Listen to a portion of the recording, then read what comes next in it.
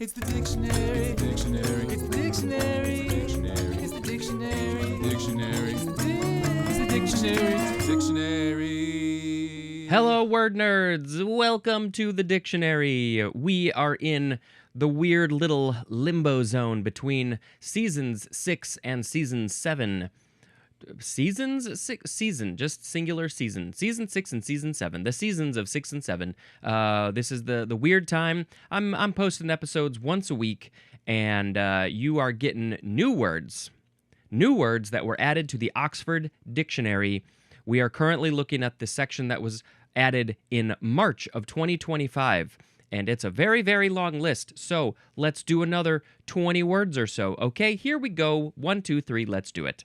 By the way, I guess we're not doing it. We're saying you can join the Patreon for only $1 American a month.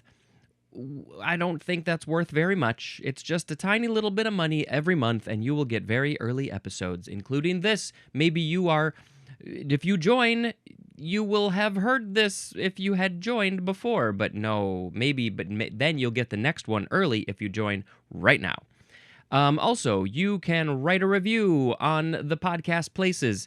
If you prefer video, you can watch this on YouTube and see some things happening. Whoop. You can see me hitting the microphone. What else? You can email me, dictionarypod@gmail.com. You can call the Google Voice number and leave a voicemail, 917-727-5757, and I shall put it in an episode. And if you don't want it to be in an episode, then you can say, please leave it private for you, just for you. What else? Social media, @dictionarypod. My personal is @speedjampar. I haven't really been posting a lot. There's just really a lot of crap going on in the world. And why do I need to clutter it with silly pictures of my face or food? I don't know. It's such a weird world that we're living in right now. Anyway, let's talk about some words. The first word in this pre-G bonus episode is campo santo. 2 words. It is a noun, and it is a cemetery or graveyard. Also, an area of consecrated ground suitable for burial. You can bury things here, right here in this campo santo. It doesn't say where it is from, but it sure seems Spanish, maybe? Let's see. There is a video game developer called Campo Santo. Entertainment company? Yeah, no, I don't want to hear anything about that. Yes. Let's see. It is Spanish. It could be a number of things, of course. Let's see. There's in northwestern Argentina, there is a town called Campo Santo, which I guess maybe you can just bury a lot of people there. Where there are people with the name something Campo Santos or Campos Santos. But yeah, it definitely seems Spanish. Okay, moving on to, what is this word? Carniceria. Carniceria. There's probably a couple of ways you can pronounce this. Carniceria is probably how I would want to say it. This is a noun, and if you know a bit of Spanish, you could probably figure out what this is. This is originally among Hispanic Americans. That's where this word is coming from. And it is a butcher shop or market selling meat. The RIA or the ERIA suffix at the end is usually like a place to do this thing. I can't think of any examples off the top of my head, but we look at the first part of the word, carni, CARNI. It's sometimes also with an E instead of an I. Carne is meat in Spanish, and so yeah, it's the place where the meat is happening, and I shall never go to a carniceria unless it is, of course, a vegan one. Next word, carreta. There is the double R there, so I think it is good to do the little tongue flutter. A lot of Spanish words in this section. I wonder why. So a carreta is a noun, and it is any of various types of cart or wagon, specifically in the southwestern U.S. and Mexico. So specifically in that section, that area, it is a long, simple cart with 2 high wheels. So I guess this would be just kind of the cart that you like. Maybe there's some places that you can hold on, some sticks, some dowels that you can hold onto, and then it's just got 2 wheels. And so you're pushing this carreta. And I think that maybe we should look up a picture of a carreta just to confirm that we are correct. Well, it means cart in English. Yeah, that's really what it is. There's 2 places to hold your hands, and then there's two dowels, 2 sticks, 2 pieces of wood that go down, so when you want to set it down, it doesn't tip over and you'll lose all your stuff. That would be pretty terrible. And then, yeah, it's got maybe 1 or 2 wheels on the other side, so you can cart your stuff around. Maybe put some children in there and cart them around, and they're like, yay, we're in a carreta. All right, next we have censor morum. This is 2 words, seems Latin. This is a noun, and it is a person who or thing which exercises authority over conduct or morals.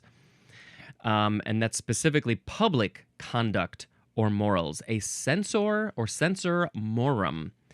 A person who exercises authority over public conduct or morals. I got some personal issues with this. How are you? What says that you can tell us what the public conduct or morals are? What gives you the authority to be the censor morum? I guess, so technically, if you work for, the MPAA, you are censoring what's in movies or saying what the rating should be based on what's in there. That's a little bit less censoring, but back in the day, there was a lot of censoring in movies. I don't know. I don't know what context we're using this censor morum in exactly, but I don't love this idea. But yes, that is what it is. It's words, so it's got to be in the dictionary.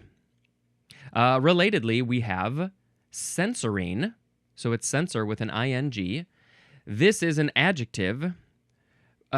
Seems weird that it's just now getting into the dictionary, but I guess it's being used so much these days when so much is being censored that it's got to be in the dictionary. So this is, it says that censors something or someone in various senses, and also engaged in or responsible for censorship.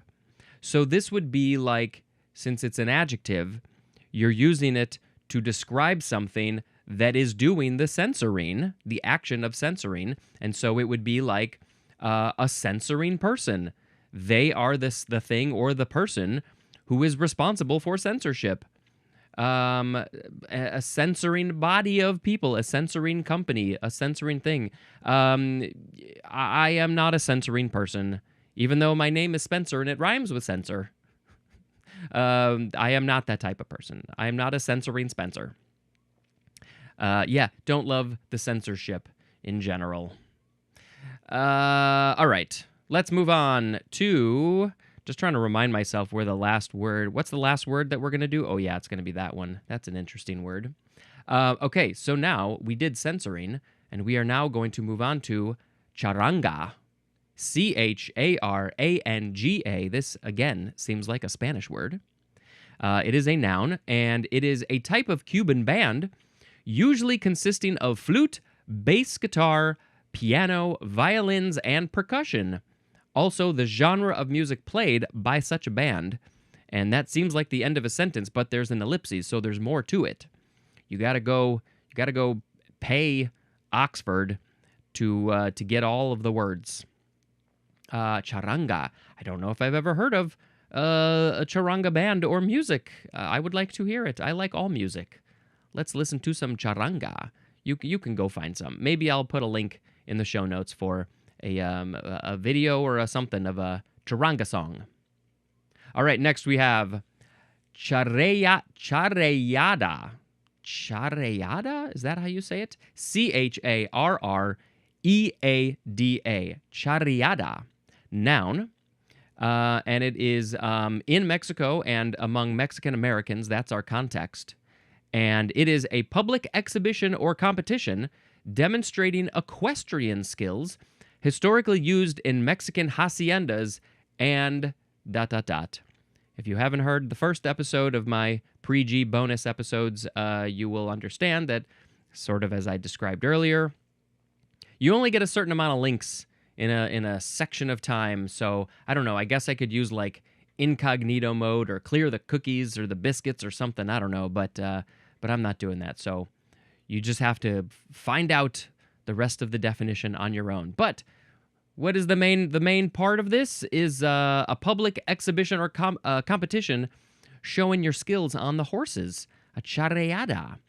Now I don't know what I don't think charreada. I don't know what the horse part is.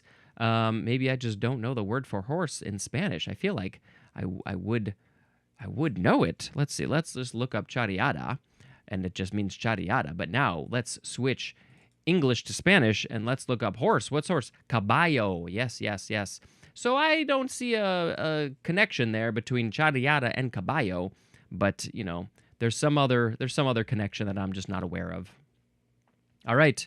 Yeah, don't necessarily love the idea of doing these competitions and stuff with horses, but you know, it's a cultural thing that's been going on for probably many years. So that's what they're doing. Now we have sort of a similar word. It's charreria. So charreria,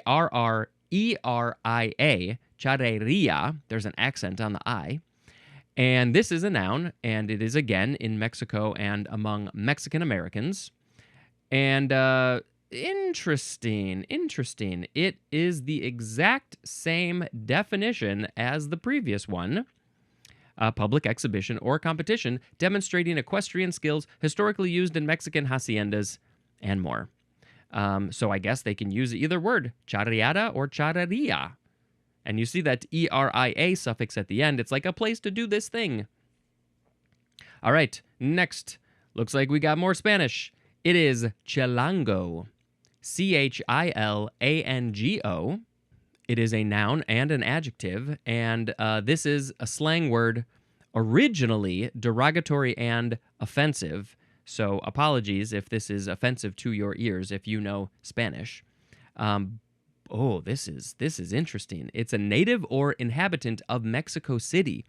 So is it that other people in Mexico or maybe other Spanish-speaking areas are using this slang word against people from Mexico City, calling them chilango? I don't know why. If you have any information about this or want to look up something, I don't know, send me a message if you want. That's an interesting one. They're all very interesting. Words are interesting. Next we have chili paste. Chili paste. You can spell it with one L or two L's. It is a noun, and it is a paste containing chilies as the main ingredient, used in cooking or as a condiment. I like a bit of spicy stuff. I don't go crazy with the spicy. My spicy stuff has got to have a bit of flavor. I don't like hot for hot's sake. Oh, for hot's sake. No, I like some flavor. So I'm sure I have had chili paste in a number of dishes, but I don't know if I've ever used it as a condiment necessarily. Can't think of that specifically. But yeah, usually I think it's like mixed in to whatever dish I'm getting. You want it hot? You put in some chili paste. All right, next we have chingada. Now, I think I have heard of this word. Earlier, what was it? The previous episode we had something different. Anyway, what is a chingada? It is a noun and an adjective, and it does say derogatory and offensive. Now, it doesn't say slang, but it is derogatory and offensive, so maybe don't use it.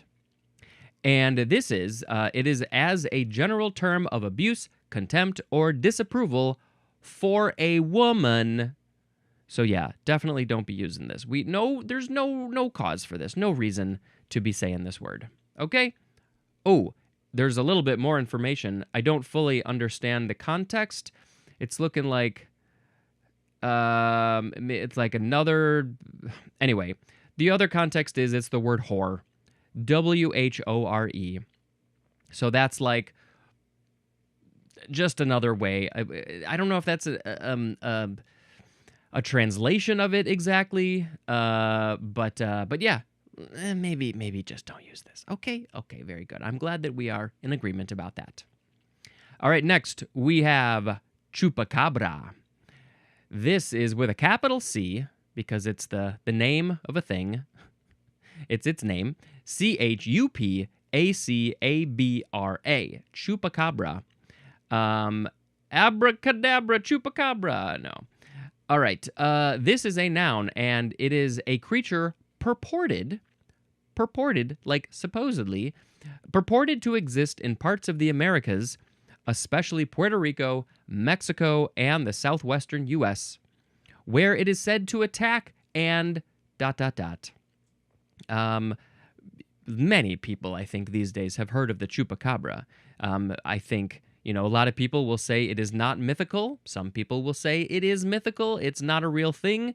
I've seen, I think, pictures of, like, hairless bears that people are like, that's a chupacabra, or a hairless dog or something, and they're like, we don't know what that is. But then other people are like, no, it's just a hairless dog. And so, yeah, it's... Does the chupacabra exist? I don't know. I think it's just like, it's a thing that's attacking our animals, our livestock, our maybe people. I don't know. So watch out for the chupacabra if you are going to Puerto Rico, Mexico, and the southwestern U.S. I wonder if does that translate to something specifically? Chupacabra. Let's look that up. It just means chupacabra. That's it. They were like, what are we going to call it? Somebody was like, I know. We'll call it the chupacabra because that's a scary name. Next, we have clap cold. Clap cold. 2 words like, I'm clapping, but my hands are cold and they're very numb and I don't like clapping when they're cold. So it is an adjective and it means very cold or stone cold, especially for food and drink, now unpleasantly cold, having once been hot. Ooh, okay, so I understand this context. But I don't really understand clap cold. Why clap? Do you understand why? Can you give me some information, please? Can I look it up? Nope. Not going to do that. I'm not going to look up clap cold. Yeah, sometimes maybe you're drinking a tea. Maybe you're drinking a coffee. Maybe you are drinking a hot chocolate milk, and you're like, this is not hot anymore. My hot chocolate milk is now just regular chocolate milk, but I want it to be hot chocolate milk. It's now clap cold. This is some clap cold hot chocolate milk. It is unpleasantly cold, having once been hot. I have a coffee here. It is still pretty hot. In fact, I had a drink, and I think I burned my throat a little bit. And so later, if I take too long to drink it, then maybe that will be clap cold. Your food, sometimes your food, you're like, if I'm just eating slow, I want my food to be pretty hot. And I'm like, it cooled down. I don't want to eat this food anymore. It's clap cold. I got to heat it up. All right, next we have clowny. I assume the definition is just going to say, like a clown. It's an adjective, and it is of resembling or characteristic of a clown. In various senses of the noun, different ways that we can use the word clown, I guess, but especially having the appearance or behavior typical of a circus clown, ... But I think that's fine. That's a good end of the sentence. Is it like a circus clown? Then it's clowny. Is that person walking down the street wearing makeup on their face to look like a clown? Then they are clowny. I am not very clowny because I'm not typically doing clowny things. Painting my face, wearing very colorful clothes, maybe juggling, maybe unicycling, although I do know how to unicycle, so I'm partially clowny, just a little clowny. Next we have collab. C-O-L-L-A-B. Noun, and it just means collaboration. A joint project, especially between two writers, musicians, designers, etc. two creative people coming together, or more, maybe more than two, coming together to do a thing, to make a thing all together. They are collaborating. They are doing a collab. Hey, would you like to collab on a thing? Then we shall do a collab. Then we shall go to the next word, which is collab verb, intransitive, and this is especially of musicians, artists, writers, etc. And it means to collaborate. Let's collab on a collab. Also, just to work together on a project or piece of work, frequently with the words with or on. Collab with, collab on. Sometimes you will see songs that say, this artist featuring this other artist. They collabed on it. How wonderful for them. I'm so happy for those people who have collabed on a collabed. Do I collab on anything? Not really. I'll be a guest on your show. If you have a podcast or a YouTube show, I would happily be a guest. Would that be a collab? Not exactly. But I'll collab on stuff. Next we have collectability. Noun. The quality or fact of being worth collecting or of being sought after by collectors. Ooh, I have this coin. I have this nickel from 1422. Oh, you are going to love this nickel. It has a lot of collectability because I don't think nickels existed in 1422. America wasn't even a country yet, so that has a lot of collectability. All right, next we have, would you say collectory? It's the word collect with A-R-Y. Collectory. Noun. A book containing a collection of prayers known as collects or other liturgical texts. So the collects, the prayers, which are also called collects, are put into this book called the collectory. Didn't know about that. Next, we have collectathon. Is this like a 24-hour thon thing where you're trying to raise money so people can collect stuff? This is a noun. It's in the video gaming world, and it is a game that requires the player to collect a certain number of items in order to make progress. Also, a game that focuses on collecting items. You gotta go get all the items in this collectathon. I don't really know why we're using the suffix athon in this situation. Is there another word, another suffix that we could use for this game? A I don't know. I can't think of anything. But yeah, I don't know. I don't really play the games anymore. I used to when I was younger, but I have other priorities now, and yeah, so I can't even come up with an example of what a collectathon would be. I don't know. Your Sonic was collecting coins, right? Were those ring coins? So I guess that would maybe be a collectathon.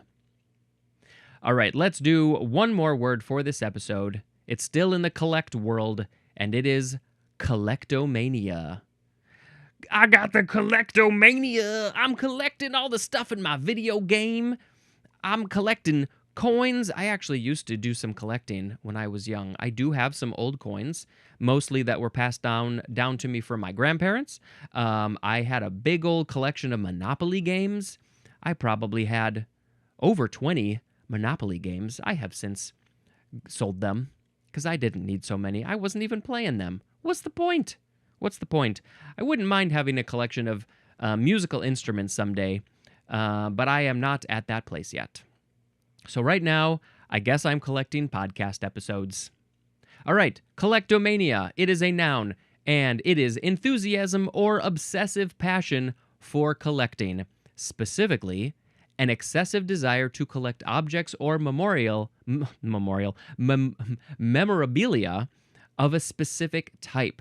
And of course, I have to call out my two very good friends, Ethan Ullman and David Elvis Rossi, who have been on this podcast 2 times, and I think just 2 times, and they are very, very, very, very big Weird Al fans, and they just finished, I'm recording this at the end of September, and they just finished going to many, many of his shows during his very long tour, his 2025 tour, and so not only did they collect tickets but they also collected a lot of merchandise. And before that, I mean, they're two of the biggest Weird Al collectors out there in the world. And so someday I would love to physically see their collection, although I think a lot of it's probably in boxes, I would have to assume. But yes, they got the collectomania. They got the Weird Al collectomania. All right. Well, I think that's going to be it for this episode. I hope you have enjoyed hearing some more words that were added to the Oxford Dictionary in March of 2025. And hey, yes, we're going to talk about some more of them. We are. I guess I'm a little bit of a collector of graphic tees. I think I have at least 30 or 40 that I regularly go through. And I have some other ones that I've sort of put in storage, but I've years ago gotten rid of countless shirts that I kind of wish I still had. But I think it would be fun to like display some someday or just keep them. I don't know. But I think I don't know. I'm too old maybe to be wearing these graphic tees. I need to mix it up. I need to have some of these sort of young person shirts, but I also need some sort of nicer, fancier clothes to be a little bit more mature. I bounce back and forth between mature and immature, just like probably you do. So, yes, I'm a little bit of I got a little bit of the collectomania for graphic tees. All right, that's going to be it for this episode. Thank you so much for checking out this show. Tell your friends. Get ready for the G's. If you haven't caught up, or if your friends have not caught up, you got to go start at the beginning. You should by now have access to all of the episodes, all 2,000 plus episodes. And so check them out. And of course, like I said, if you want to see me talking, then you should go check this out on YouTube. Subscribe. Watch them all. Just hit the playlist and let it run. All right. This has been Spencer, not censoring anything, dispensing information. Goodbye.